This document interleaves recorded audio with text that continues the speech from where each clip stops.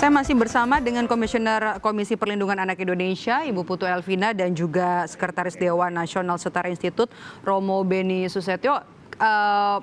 Ibu Elvina dan juga Romo Beni, kita lanjutkan perbincangan ini karena tadi sudah disepakati dan juga pihak kepolisian sudah berjanji nanti kasus ini akan melewati restorasi justice, prosesnya diversifikasi, tidak ada peradilan sesuai dengan peradilan terhadap anak.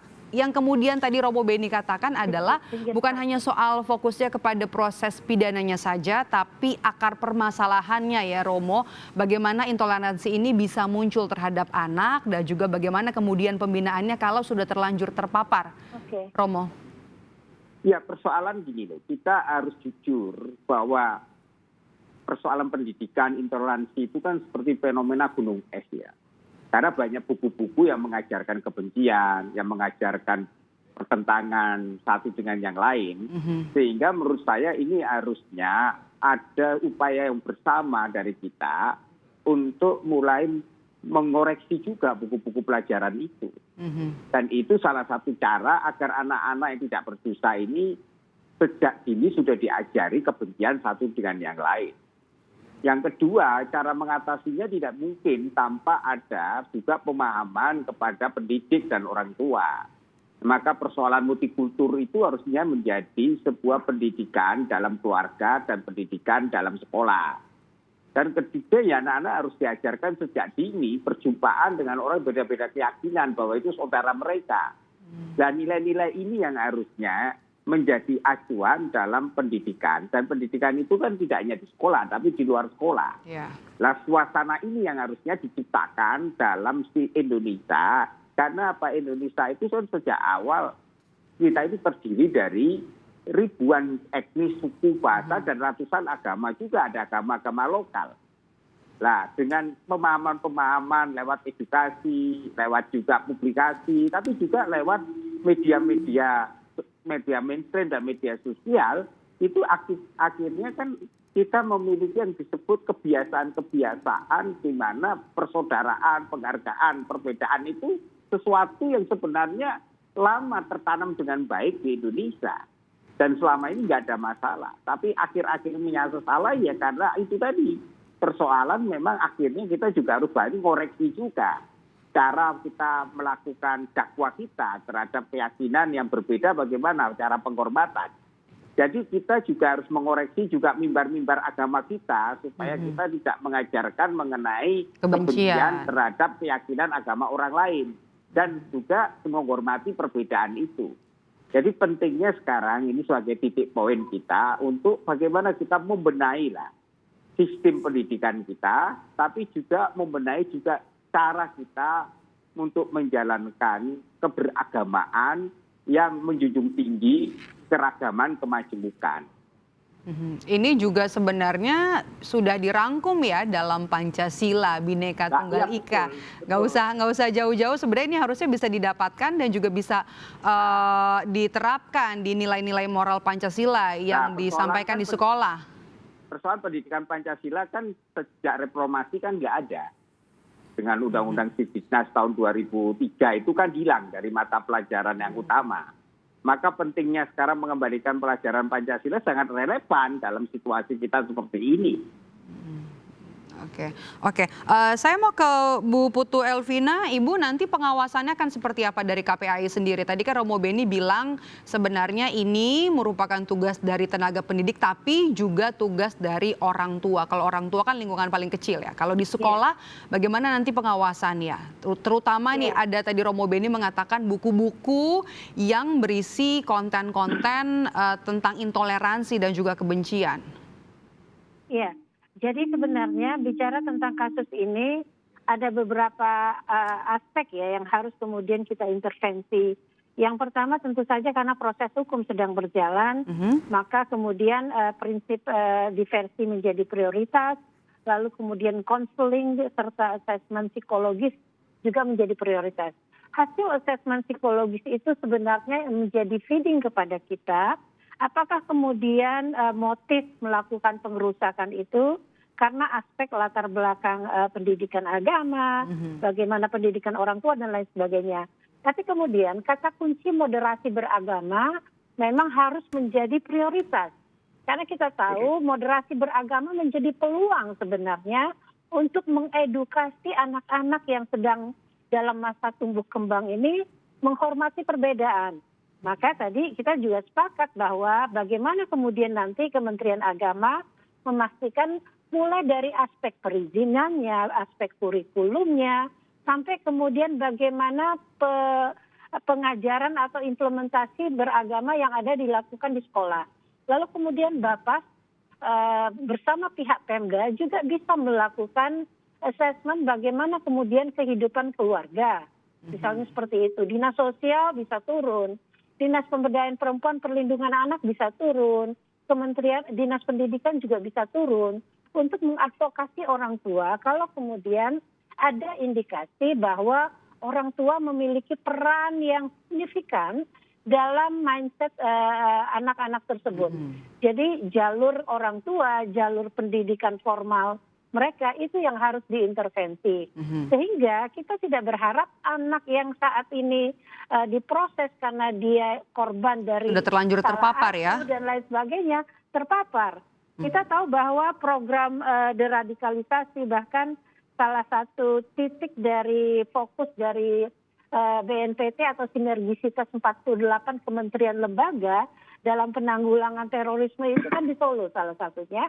Maka ini menjadi penting juga untuk rekomendasi kepada Satgas yang tergabung dalam 48 kementerian lembaga untuk menguatkan intervensi, terutama intervensi di ranah-ranah grassroots, akar rumput. Bagaimana persoalan-persoalan moderasi beragama yang kemudian diimplementasikan oleh masyarakat-masyarakat kita, keluarga-keluarga kita, itu yang harus dikuatkan. Oke, Bu Elvina, kalau dari KPAI sendiri bagaimana nanti pemantauan terhadap pembinaan sekolah dan juga guru atau tenaga pendidik? Karena informasinya adalah yang di Solo ini tidak berizin, Bu, sekolahnya.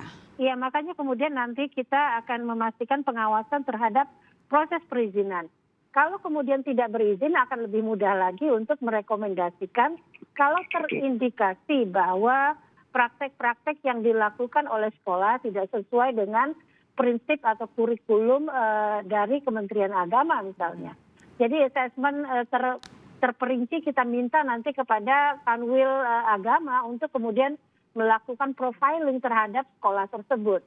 Kalau memang tidak sesuai dengan rekomendasi, maka ya sebaiknya memang harus ditutup misalnya seperti itu ya, yang paling ekstrimnya. Maka ini yang kemudian menjadi wewenang dari dinas terkait serta Kementerian Agama tentunya, kantor wilayah Kementerian Agama. Ini kan tidak hanya terjadi di Solo, mungkin banyak sekali di daerah lainnya. Tapi bagaimana bisa memastikan, bagaimana bisa menyentuh lembaga-lembaga pendidikan atau juga sekolah-sekolah seperti yang ada di Solo ini, mendeteksi bahwa ada praktek-praktek pemberian pelajaran atau juga intoleransi dan juga paparan-paparan radikal terhadap anak-anak kita. Bagaimana mendeteksinya satu persatu? Ini seluruh Indonesia, wilayahnya cukup luas. Iya, memang makanya kemudian kita harus kategorisasi kan. Kalau bicara ke sekolah keagamaan, memang itu domain Kementerian Keagamaan. Kalau sekolah-sekolah umum misalnya di tingkat SMA itu provinsi, SMP dan SD itu kabupaten kota. Makanya kemudian sinergi dari pihak-pihak yang kompeten untuk melakukan profiling, pembinaan dan pengawasan dari sisi kurikulum dan lain sebagainya ya harus bersatu. Sehingga ini bisa menjadikan rekomendasi ya. Kalau terpecah memang agak sulit kemudian kita mengintervensi atau kemudian kita melakukan pengawasan terkait hadirnya sekolah-sekolah yang seperti itu. Yang menyulitkan adalah karena banyak sekolah-sekolah yang non formal ya. Non formal ini yang kemudian menjadi kendala pengawasan. Banyak tumbuh sekolah-sekolah non formal, baik mulai dari tingkat PAUD sampai yang lain sebagainya, itu yang luput dari pengawasan. Padahal kalau di Kementerian Pendidikan ini harus diakui ya luput dari pengawasan. Ya, banyak yang seperti itu. Makanya kemudian kita dorong sebenarnya Kementerian Pendidikan dan Kementerian Agama untuk berkoordinasi terkait bentuk-bentuk pengawasan dari sekolah-sekolah non formal ini. Banyak sekolah non formal yang tidak melaporkan bagaimana kurikulum, bagaimana kebijakan, berapa jumlah anak didik, dan bagaimana kemudian sistem belajar mengajar, itu yang kadang-kadang luput dari pengawasan karena ya tadi tidak terdeteksi atau tidak terlaporkan karena status mereka adalah sekolah-sekolah non formal. Sekolah-sekolah non formal ya. Oke. Baik, Romo Beni, Kementerian Agama, Kementerian Pendidikan dan Kebudayaan dan juga Riset, bagaimana keduanya ini bisa memantau atau juga melihat sekolah-sekolah yang ada. Tadi kan kalau Bu Elvina mengatakan kalau dari sekolah-sekolah umum ini banyak dikelola oleh pemerintah daerah provinsi, kemudian juga kalau dari sekolah formal atau sekolah non formal ini kan agak susah, agak sulit untuk diawasi, dan termasuk juga kalau misalnya untuk dari sekolah umum saja mendeteksi tenaga pendidiknya agak sulit begitu ya Romo Beni. Jadi harusnya seperti apa? Sebenarnya kalau melibatkan partisipasi masyarakat kan bisa. Jadi sekolah-sekolah itu kan harusnya lebih aktif, proaktif, pemerintahan daerah baik tingkat 1, tingkat 2 ya untuk mengadakan pendataan terhadap semua sekolah-sekolah informal dan formal. Termasuk tenaga pendidiknya ya? Ya, tenaga pendidiknya. Kedua ya harus dilihat materi-materi pelajaran apa yang diberikan kepada anak. Maka pentingnya pengawasan di situ. Tapi di balik itu semua sebenarnya kita harus melihat ada persoalan yang harusnya kita pecahkan bersama dan kita jujur. Bahwa sebenarnya mengapa anak-anak itu bisa terpengaruh bahkan membenci satu dengan yang lain.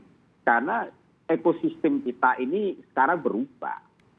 Dulu ekosistem kita itu mengajarkan mengenai, ya ada katakan harus moderasi beragama, saling perhatian satu dengan yang lain, satu peduli. Dulu dalam hal kita bermain tidak membedakan suku etnis, sekarang ekosistemnya menjadi lebih eksklusif. Dan ini harus kita akui. Maka ke depan memang pendidikan itu harusnya lebih membangun kesadaran bagaimana menjadi manusia Indonesia. Nah, untuk menjadi manusia Indonesia yang hidup dengan multikultur, yang kaya akan keanekaragaman. Maka kita dorong pendidikan moral Pancasila, pendidikan Pancasila itu masuk dalam semua pendidikan, mulai dari PAUD perguruan tinggi, tetapi juga pendidikan formal, informal.